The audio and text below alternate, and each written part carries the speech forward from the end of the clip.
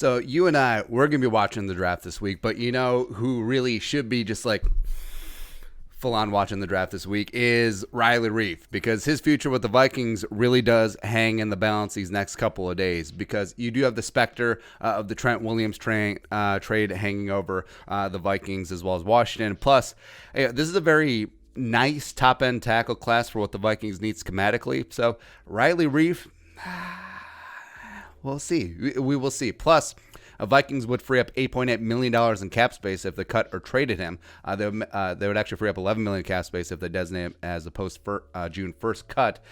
So as a team that needs a little bit of cap space, like if they trade for Trent Williams and or they draft the left tackle of the future, could make number 71 pretty expendable, right? Plus, Reiff, credit to Reiff. Like, by and large, he did not play terrible last year, which except for the divisional round game against Nick Bosa, which he single-handedly lost by him. But overall in the regular season, only allowed 25 pressures, which was 23rd in the NFL for left tackles. PFF had him as the 17th highest graded left tackle in pass blocking at 73.2, so cool. But he's been relatively deficient in the run game, and you're not paying him 8 figures a year to be average. Like, he's the 14th highest paid left tackle in the game currently, nor do you see him as the future of the position? Like, do you really expect him, 3-4 years down the line to still be on the blind side for the Vikings? Probably not. So if the Vikings can free up some cap space, go get Trent Williams, fine. Make it happen, do that up. Or the Vikings are hashtag blessed enough to get a left tackle of the future. You're looking at Andrew Thomas or Josh Jones or Ezra Cleveland. Or you bring in a guy like Jedrick Wills, who I think could play left tackle, or Trista Wirfs. Do you put him at right tackle? Do you put him at left tackle?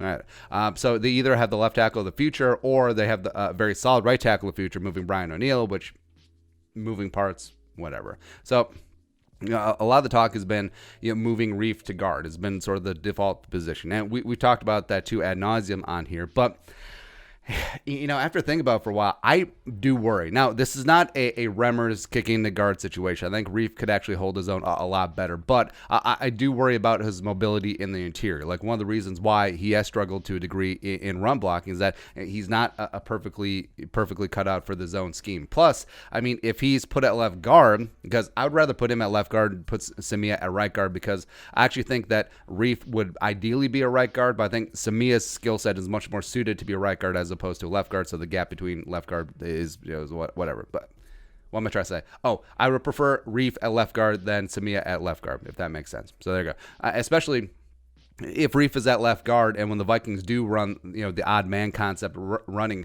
scheme. So when he's out there pulling or just getting out in front of people, I do worry about that a bit. But again, shouldn't be spooked just because it didn't work out with Remmers. It should be certainly on the table, but I do have my reservations. Also, I'm not going to be paying Riley Reiff $10.9 million in 2020 to play guard. Right? That just does not make sense, because that would make him the 6th highest paid guard in the league, right behind Gabe Jackson. Who's a better guard? Riley Reiff, who has never played there, or Gabe Jackson, who's a badass mofo, right? So, also, like we said, his $10.9 million base salary, year 4 of his 5-year contract that he signed in 2017, it ain't guaranteed until week 1. So this is not a third day of the new league year. It's fully guaranteed. So teams have to make decisions like some of the earlier years on Reiff's contract and earlier years on a lot of these contracts. But I mean, the Vikings do have flexibility here. So say, the Vikings land, left tackle de jour of the future, right? And they do slide him into guard or whatever. But, right before the season, Rick Spielman comes in and is like, So, Riley, we have Ezra Cleveland, Josh Jones starting at left tackle. We got you in at left guard now. We like you to take a pay cut, or we're going to cut you. Now, that is dirty. But also that is the business. So Riley Reiff is not going to sniff anywhere close to what the Vikings will likely come down to, like say $7-8 million per year. I mean, he's probably not going to get that. Also, I mean, if he didn't sign anywhere before the start of the new league year, or the start of the regular season, week 1, that means his contract is not fully guaranteed. So teams can go week to week like a freaking track phone on him during the regular season. Also, I mean, teams right before the regular season, cap is spent, money spent, all that other stuff.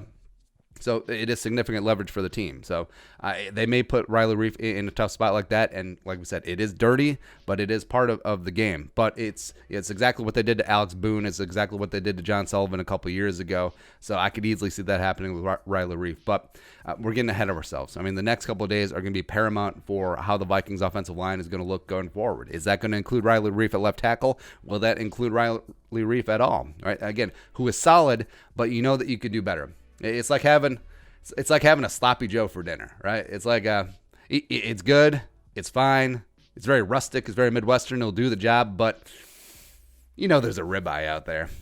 Let's go ribeye hunting. Let's go do that up. But your thoughts, the future of Riley Reiff, let us know in the comment section below. Subscribe for daily Vikings takes. You want to support the work, pull us up on the Venmo, plus give us a follow on social media as well. But until next time, Skull Production Value.